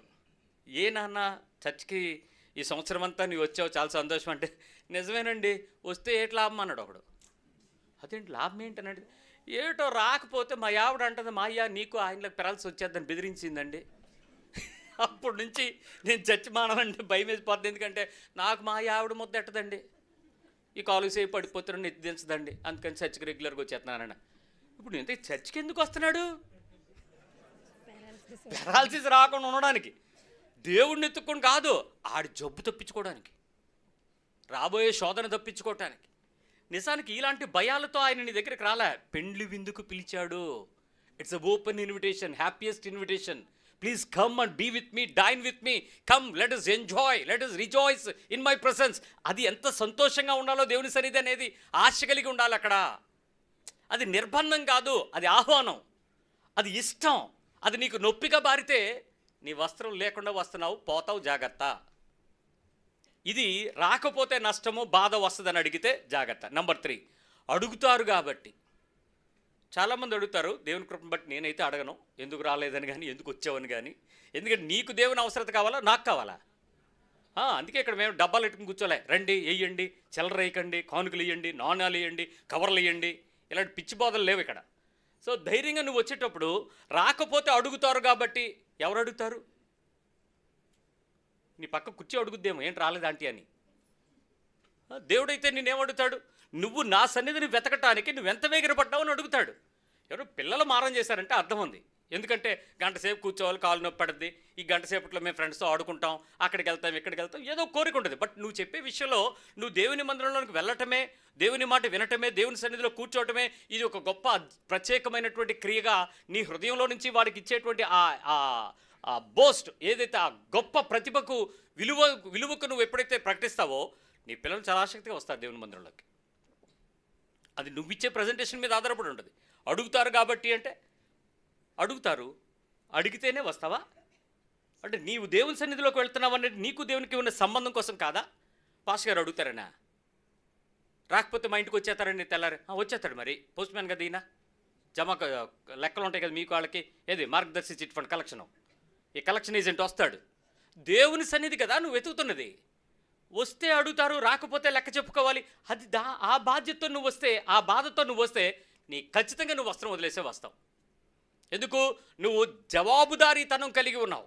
అతను అడుగుతాడేమో అని వస్తున్నావు, కానీ అతడు ఏం అడుగుతాడో నీకు తెలియదు. అతను నీ రాక గురించి అడగడు, వచ్చేసిన తర్వాత నువ్వు ఎందుకు వచ్చావని అడగడు, నీ వస్త్రం మీద అడుగుతాడు. నెంబర్ 4, గతంలో దేవునితో ప్రామిస్ చేసుకున్నాం కాబట్టి వస్తున్నాం. As we promise to the lord, మేము మాట ఇచ్చామండి దేవునికి, అందుకు వస్తున్నామండి. మాట తప్పిపోలేమండి, మాట తప్పకూడదు కదండి. నిజమే, దేవుడు నీకు మాట ఇచ్చాడా? నువ్వు దేవునికితో మాట ఇచ్చావా? ఏంటి నువ్వు ఇచ్చినటువంటి మాట ఏంటి? నిజంగా చెప్పండి. మాట ఇస్తే ఆ మాటను జాగ్రత్తగా కాపాడుకోవడానికి ప్రయత్నం చేస్తున్నావా, నిలబెట్టుకోవడానికి ప్రయత్నం చేస్తున్నావా?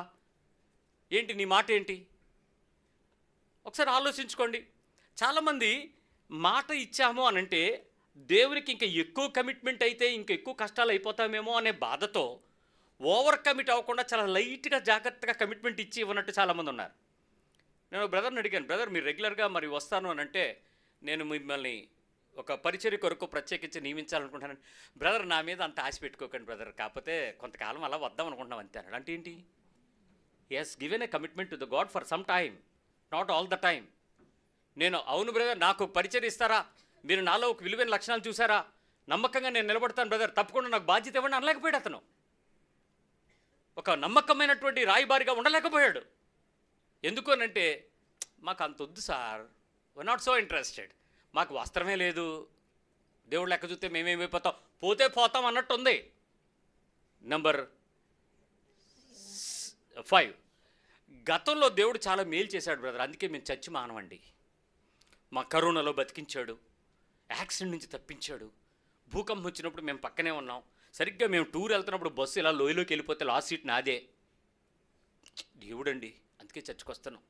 మాకు చేసిన మేలు చాలా గొప్పవి, చాలా రక్షించాడు, కాపాడాడు, మమ్మల్ని విడిపించాడు, మమ్మల్ని ఆ పరిస్థితుల్లో పోషించుకున్నాడు. ఇలాంటి చాలా విషయాలు మేలుకరమైనటువంటి స్వస్థత వచ్చింది కాబట్టి మేము దేవుని సన్నిధిలోకి వస్తున్నాం. ఓకే, మంచిది మంచిది.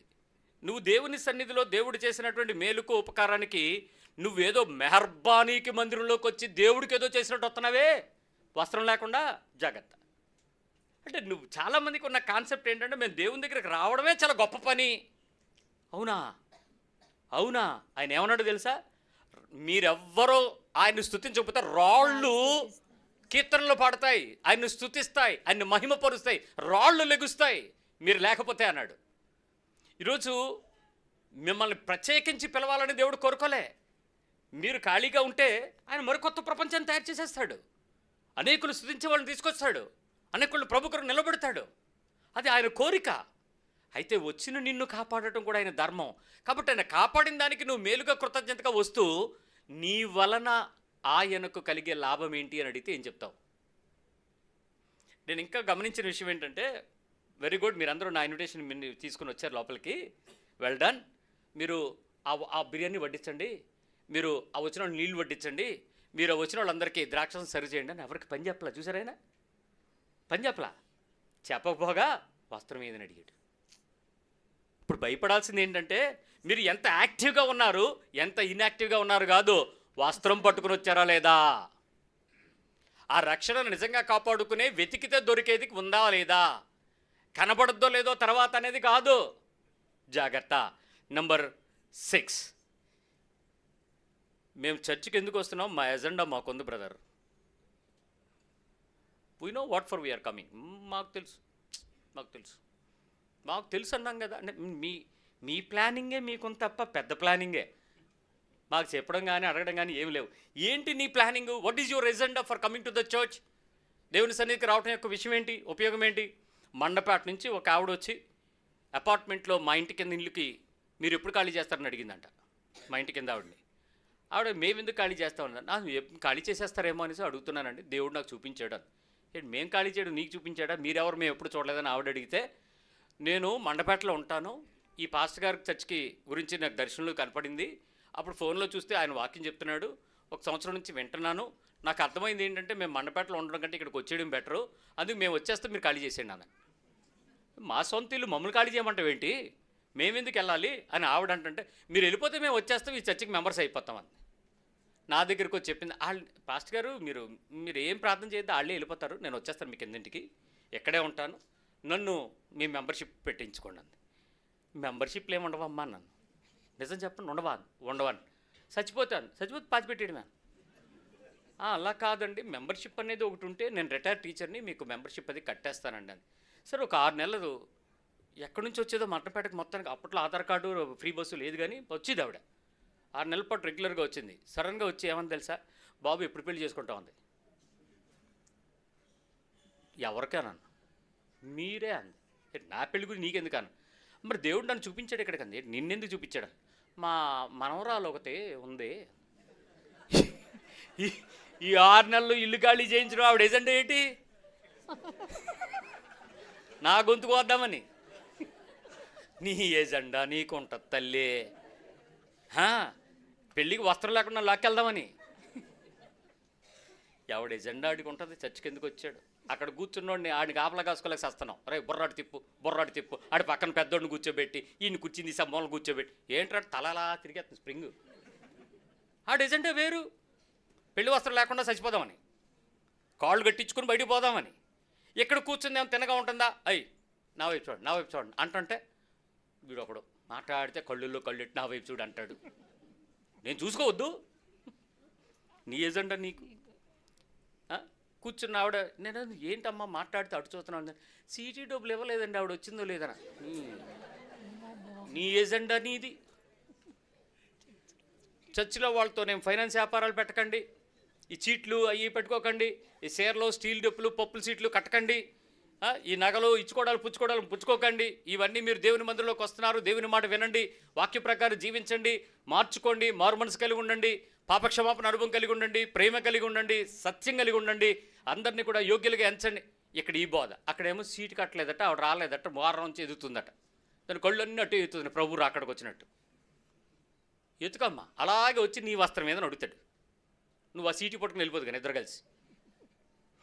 ఎవడి ఎజెండా వాడికి ఉంది. Number 7, I have a comfort. మందిరంలో ఫుడ్ ఉందండి, సమృద్ధిగా ఉంది, సౌఖ్యంగా ఉంది, చాలా సంతోషంగా ఉంది, మర్యాద జరుగుతుంది, నాకు కావాల్సినవన్నీ ఈ మందిరంలో ఉన్నాయి.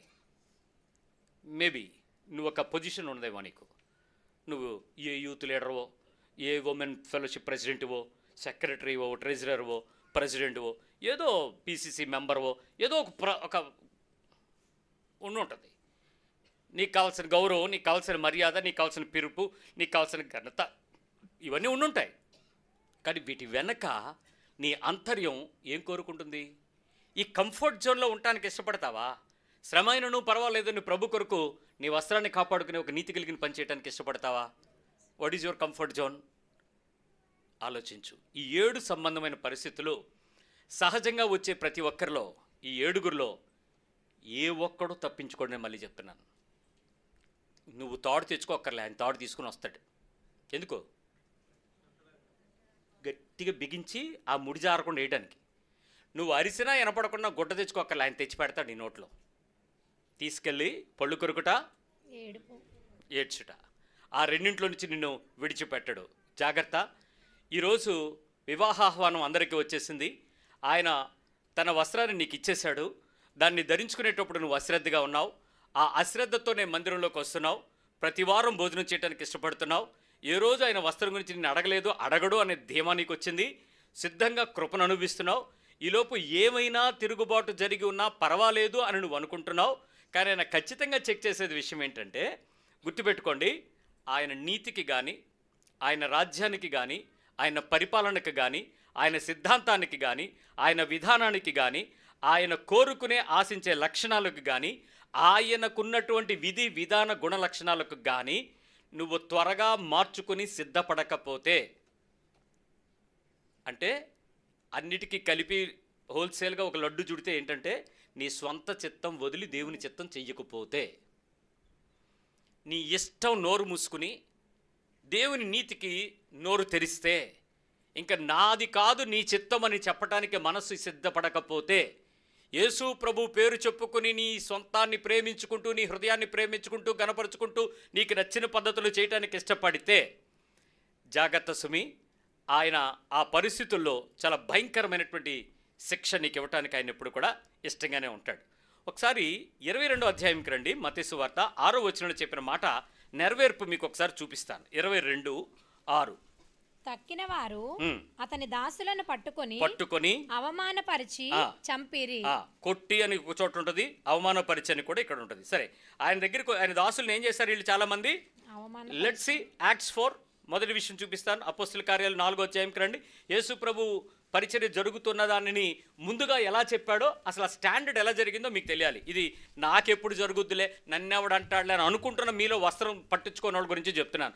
మత్తయి అపోస్తల కార్యాలు 4వ అధ్యాయము 17వ వచనం. అయినను ఇది ప్రజలలో ఇంకా వ్యాపింపకుండుటకై, ఏది యేసు ప్రభు గురించి యెరూషలేములో జరిగిన పునరుద్ధాన సంగతుల గురించి చెప్తున్నటువంటి సువార్త వ్యాపింపకుండా ఉండుటకై, ఇక మీదట ఈ నామమును బట్టి ఏ మనుషులతోనైనను మాట్లాడకూడదని మనము వారిని బెదురు పెట్టవలనని చెప్పుకొనిరి. అప్పుడు వారిని పిలిపించి, మీరు యేసునామమును బట్టి ఎంత మాత్రమును మాట్లాడకూడదు, బోధింపకూడదని వారికి ఆజ్ఞాపించిరి. ఒకవేళ అదే విషయం ఆయన దాసులను వచ్చినప్పుడు వాళ్ళని పట్టుకుని బెదిరించితే, ఏది ఇందాక మనం చదివాం 22:8లో బెదిరించారు, పట్టుకున్నారు. ఇప్పుడు అదే విషయం ఇక్కడ జరుగుతుంది. ఇది జరగక మునుపు యేసు ప్రభు చెప్పేశాడు, తర్వాత జరిగింది. కానీ ఆయన శిష్యులకు ఆయనకు జరిగితే ఆయన తర్వాత వచ్చిన మనకు కూడా జరగాల వద్దా? జరుగుద్దని కూడా చెప్పాడు కదా.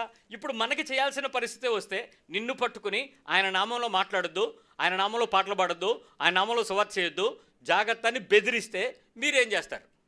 మీ పక్కన అడగండి, నువ్వేం చేస్తావని. మన రక్షణ మనం కాపాడుకుందాం అన్నట్టే ఉంటుంది కదా. ఇప్పుడు ఈ టైంలో మనకెందుకు వచ్చిన గోలా?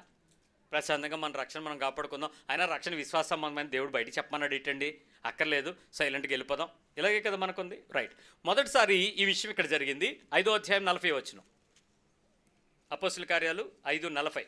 వారతని మాటకు సమ్మతించి అపోస్తలులను పిలిపించి కొట్టించి ఏం చేశారు? మళ్ళీ కొట్టించి కోటింగ్ ఇచ్చి, ఇంకొంచెం గట్టిగా చెప్పాలంటే, ఇందాకేం చేశారు? పట్టుకుని బెదిరించారు. ఇప్పుడు ఏం చేశారు? వాళ్ళు వింటలేదని ఈ సేమ్ క్యాండిడేట్సే, వీళ్ళు పేతురు యోహాన్లే, వీళ్ళనే పట్టుకుని మళ్ళీ కొట్టించారు. కొట్టించి యేసునామమును బట్టి బోధింపకూడదని ఆజ్ఞాపించి వారిని విడుదల చేసిరి. Very good. అప్పుడు ఇదే పని మిమ్మల్ని ఫస్ట్ సారి చెప్పాం కదా, మళ్ళీ మీరేనరా, మళ్ళీ వచ్చారా మా ఊరు అని చెప్పి మళ్ళీ తీసుకుని మిమ్మల్ని 4 వేశారు అనుకో, అప్పుడు ఏం చేస్తారు? మీరెవరు సమాధానం చెప్పరు, ఏం చేయాలో వాళ్ళు చేసి చూపించారు. నెక్స్ట్ చదువు. అదే విషయం. ఆ నామము 41 వచనం 5:41. ఆ నామము కొరకు అవమానము పొందుటకు పాత్రులమని ఎంచబడినందున వారు సంతోషించుచు మహాసభ ఎదుటి నుండి వెళ్ళిపోయి ప్రతి దినము దేవాలయములోను ఇంటింటను మానక బోధించుచు యేసే క్రీస్తుని ప్రకటించుచుండిరి. వాళ్ళు ఆపడానికి ట్రై చేస్తే వీళ్ళు రెచ్చిపోయినట్టు ఉంది. వాళ్ళేమో మాట్లాడుతుంటున్నారు, వీళ్ళేం చేస్తున్నారు? సంతోషించుచు ప్రకటించుచు, ప్రతిరోజు ప్రకటించుచు. అంటే నెక్స్ట్ ఎవ్రీడే వాళ్ళు దెబ్బలు తినడానికి రెడీ అవుతున్నారనే కదా అర్థం. ఎవ్రీడే మనం కోటింగ్కి రెడీ అయిపోతున్నారనే కదా మనం చెప్పుకోవాలి. 7వ అధ్యాయం 54, Acts 7:54. వారి మాటలు విని కోపముతో మండిపడి అతనిని చూచి పండ్లు కొరికిరి. అయితే అతడు పరిశుద్ధాత్మతో నిండుకొనిన వాడై 58కి వచ్చేమ్మా. పట్టణపు వెలుపలికి అతనిని వెళ్ళగొట్టి రాళ్ళు రువ్వి చంపిరి. నెక్స్ట్ ఫేజ్కి రెడీయా? బెదిరిస్తారు, కొడతారు, చంపుతారు. మత్తయి సువార్త 22లో చెప్పాడు ఆయన ఏమని? నెక్స్ట్ జరగబోయేది ఇదే, దీనికి రెడీగా ఉండండి. వస్త్రం ఏ టైంలో చెక్ చేస్తాడో తెలియదు. అవసరమైతే మీకు బెదురు రావచ్చు, అవసరమైతే మీకు దెబ్బలు రావచ్చు, అవసరమైతే మీ మీదకి రాళ్ళు వచ్చి మీకు సాగు రావచ్చు. Are you ready? ఇది నెక్స్ట్ జనరేషన్. ఇప్పుడు వాళ్ళు అడిగంగానే మూతిపళ్ళు రాలగొట్టు, వాళ్ళు అడిగినప్పుడు ఆడి కాలు చెయ్యి తీసేయి, పోలీసులకు కేసు పెట్టు, ఈ కాదు వాళ్ళు చేసిన పనులు. సో ఖచ్చితంగా శ్రమ వస్తుంది, దాన్ని ఫేస్ చేయడానికి రెడీగా ఉండు అని చెప్పారు. ఆ తర్వాత అక్కడ జరిగిన ఒక విషయం ఉంటుంది, ఇదే విషయం 58వ వచనంలోనే. సాక్షులు సౌలు అని ఒక యవ్వనుని పాదముల యొద్ద తమ వస్త్రములు పెట్టిరి. ప్రభువును గూర్చి మొర్రపెట్టుచు, యేసు ప్రభువా నా ఆత్మను చేర్చుకొనమని స్టెఫను పలుకుచుండగా వారు అతనిని రాళ్లతో కొట్టిరి. అతడు మోకాలుని, ప్రభువా వారి మీద ఈ పాపము మోపకమని గొప్ప శబ్దముతో పలికెను. FIR రాసి చచ్చిపోయాను. పాపము మోపకం. ఎవరెవరు రాళ్ళు ఇసిరారో వాళ్ళందరి మీద FIR రాసి గొప్ప శబ్దంతో చేర్చుకోమని చచ్చిపోయాను. అలా ఉందా? ఇక్కడ జరుగుతున్న వాస్తవం ఏంటి? యేసు ప్రభు చెప్పినటువంటి చరిత్ర పునరావృతం అవడానికి ఎన్ని రోజులు ఉంది, ఏ కాలంలో ఉన్నామని చూసుకోండి. ఇప్పుడు అపోస్తుల కార్యాల్లో ప్రారంభమైంది 22వ అధ్యాయం యొక్క కొనసాగింపు. ఇప్పుడు 2026వ సంవత్సరంలోకి వచ్చేసేటప్పటికి ఇది మనం ఫేస్ చేస్తున్నాం. ఇది యెరూషలేంలో జరగాల్సిన విషయాలు, కానీ ఇప్పుడు ఎక్కడ జరుగుతున్నాయి? ఆంధ్రప్రదేశ్లో జరుగుతున్నాయి, ఇండియాలో జరుగుతున్నాయి, భారతదేశంలో జరుగుతున్నాయి, ప్రపంచ దేశాల్లో జరుగుతూ ఇప్పుడు మన దగ్గరికి వచ్చాయి. సో ఎన్నో రోజులు కాదు, ఎన్నో పరిస్థితులు కాదు. నీ వస్త్రము నువ్వు జాగ్రత్త పెట్టుకోకపోతే ఇది చంపే పరిస్థితులు ఎప్పుడూ వస్తాయి. వాళ్ళు ఇన్విటేషన్ని యాక్సెప్ట్ చేయక వాళ్ళు చంపేస్తారు. వాళ్ళు అలాగే జరుగుతాయి. Let it be. దానికి కారణం నేనైతే మంచిదే, నువ్వైతే మంచిదేగా తీసుకో. అది కదా చెప్తున్నాడు ఇక్కడ. ఇది క్రీస్తు శకము 70వ శతాబ్దంలో రోమన్లు యెరూషలేంని నాశనం చేసి పడేశారు, తగలబెట్టేశారు. తగలబెట్టేసిన తర్వాత యేసు ప్రభు గురించినటువంటి తిరస్కరణతో తగలబెట్టిన తరువాత స్లోగా AD 36కి వచ్చేటప్పటికి, చనిపోయిన తర్వాత 36వ సంవత్సరంకి వచ్చేటప్పటికి అపోస్తుల కార్యాలు 10వ అధ్యాయం 1వ వచనం నెరవేర్పింది. చూడండి 10:1. ఇటలీ పటాలం అనబడిన పటాలంలో శతాధిపతి అయిన కొర్నేలి అని భక్తిపరుడొకడు కైసరలో వచ్చాడు. 34 నుంచి చూసినట్లయితే దేవుడు పక్షపాతి కాడని నిజముగా గ్రహించి ఉన్నాను. ఎవరండి వీళ్ళు? ఎక్కడ ఇటాలియన్, ఎక్కడ ఇజ్రాయేలీటు? వీళ్ళ ప్రదేశంలో జరుగుతున్నప్పుడు దేవుని సహవాసంలో ఏ పరిస్థితుల్లో అయితే పట్టణాలు నాశనం అయిపోయినాయో, కాల్చేశారో, కుమారుడు ఇన్విటేషన్ ఎవరైతే పట్టించుకోలేదో, ఇన్విటేషన్ని యాక్సెప్ట్ చేయకపోగా ఆయన వచ్చి చెక్ చేసే టైంకి వస్త్రం ఏది అని అడిగి వాళ్ళని బయటికి పంపాల్సిన రోజు వెంటనే జరిగిన సందర్భంగా మనకు ఆ స్టోరీ కనపడింది. అది చెప్పిన ఉపమానం కనపడింది. అది వెంటనే జరగకపోవచ్చు, జరుగుతున్న కాలాల్లో మాత్రం కంటిన్యూ అవుతున్నాయి. ఇది యాక్ట్స్లో జరిగి ఆగిపోలేదు. ఆ కొనసాగింపు రేపు నీ ఇంటి దగ్గరికి వచ్చేస్తుంది. దీనికి నీ ఇల్లు రెడీగా ఉంచుకో, నీ విశ్వాసం రెడీగా ఉంచుకో, నీ పరిశుద్ధత కాపాడుకో, నీ వస్త్రం దాచుకో. అది ఏ రోజైనా జరగచ్చు. ఇక్కడ జరిగినటువంటి విషయం ఏంటో చూసావా? ఇక్కడ నేను చెప్పాలనుకున్న మాట ఏంటంటే 44వ వచనం దగ్గరికి రండి. పేతురు ఈ మాటలు ఇంకా చెప్పుచుండగా అతని బోధ విన్నవారందరి మీదకి పరిశుద్ధాత్మ దిగెను. ఏమైంది? అతని బోధ విన్నవారందరి అందరి మీదకి ఏమైంది? కొర్నేలి వారు, కొర్నేలిలో ఇంటి వారు. అక్కడ 34వ వచనంలో ఉంది, దేవుడు పక్షపాతి కాదు అని చెప్పి ప్రతి జనములోనూ నీతిగా ఉన్న అందరి మీదకి ఎవరు దిగి వచ్చారట ఇప్పుడు? పరిశుద్ధాత్మ దిగి. క్రైస్తవుల మీదకి వచ్చాడా, అందరి మీదకి వచ్చాడా? అందరి మీదకి. దేవుడికి పక్షపాతం ఉందా? అంటే ఎవరి మీదకైనా పరిశుద్ధాత్మ దేవుడిని ధరింప చేసుకోవటం అవుతుందా లేదా? ధరించుట అంటే ఏంటి? తొడుగుకొనుట, కప్పుకొనుట, ఉంచుకొనుట, వస్త్రము. ఏ వస్త్రం అది? దేవుని ఆత్మ అనేటువంటి ఒక వస్త్రం కనుక నీకు లేకపోతే అక్కడికి వచ్చేసి కూర్చుని పోయినా అది ఏది అని అడిగితే అప్పుడు తాడు తీసుకోవాల్సిందే.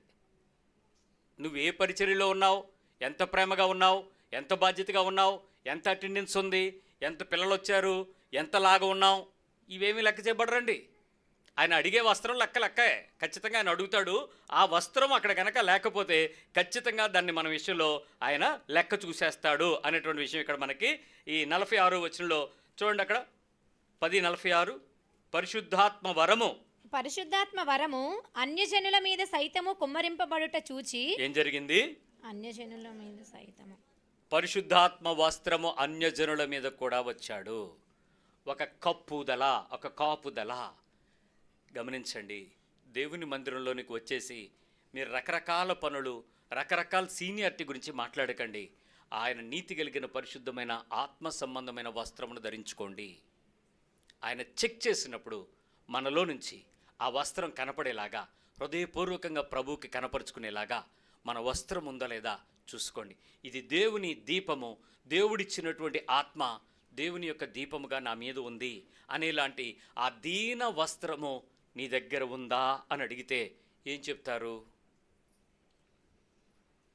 ఆలోచించు. ఇదిగో ఈరోజు పరిశుద్ధాత్మ దేవుడు అందరి మీదకు క్రమరించబడే రోజులు. ఇక్కడ పనివారు లేదు, పనికత్త లేదు, వృద్ధుడు లేదు, యవనస్తులు లేదు, పిల్లలు లేరు. అందరి మీదకి క్రమరించేటువంటి ఆ ఆత్మతో మనల్ని అభిషేకించి మన మీదకు ఆయన కృపను బట్టి ఆయన క్రొమ్మరింపు ఇచ్చి మనల్ని కాపాడుతూ ఆయన అడుగుతున్నాడు. బాప్తిస్మము ద్వారా పరిశుద్ధాత్మని ధరించుకునేటువంటి పద్ధతి కూడా ఉంది. కాబట్టి నిన్ను అడుగుతాడు, వస్త్రం ఉందా అని అడిగితే ఏం సమాధానం చెప్తారు? హృదయం తెరిచి ఆయన వస్త్రాన్ని ముట్టుకోవటానికి సిద్ధపడదాం. ప్రార్థన చేద్దాం.